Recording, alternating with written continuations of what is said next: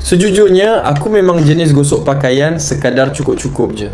Asalkan nampak kemas bila pakai dah memadai. Aku bukan yang suka gosok lama-lama sampai licin berkilat. Jadi bila guna setrika ni, dah tak perlu ulang banyak kali.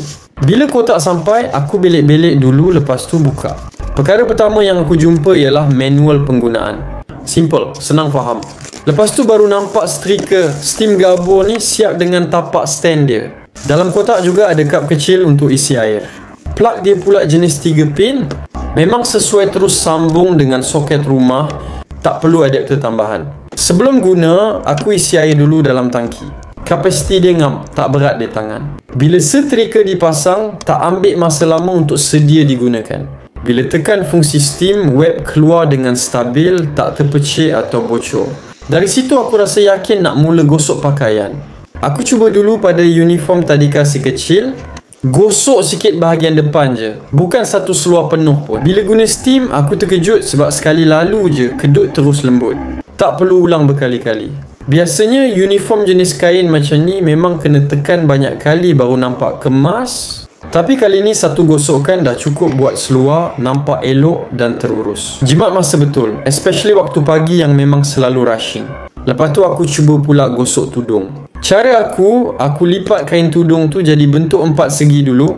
Kemaskan hujung-hujung, lepas tu baru gosok. Bila guna teknik ni dengan setrika steam ni, aku perasan memang tak perlu gosok berulang. Steam dia tembus elok ke lapisan kain. Jadi bila buka balik lipatan, tudung terus nampak licin dan jatuh cantik. Tak perlu ulang dari satu hujung ke satu hujung berkali-kali macam biasa. Aku dapat rasakan setrika ni memang sesuai untuk kegunaan harian, especially untuk yang nak cepat dan praktikal. Tak berat, tak cerewet dan hasil gosokkan nampak kemas tanpa buang masa.